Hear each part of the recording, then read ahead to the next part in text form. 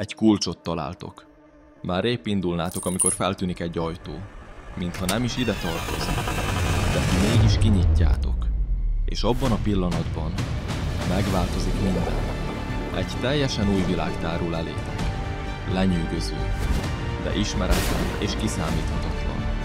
A kijáratot keresitek, de hamar rájöttök. Ahhoz, hogy hazajussatok, meg kell fejtenetek ennek a világnak minden titkát. Az ajtók csak azok előtt nyílnak ki, akik bátrak, figyelmesek és képesek együttműködni. Ez nem csak egy felfedezés, ez egy próbatétel. És az út hazafelé minden, csak nem egyszerű. Készen állsz. A kaland most kezdődik.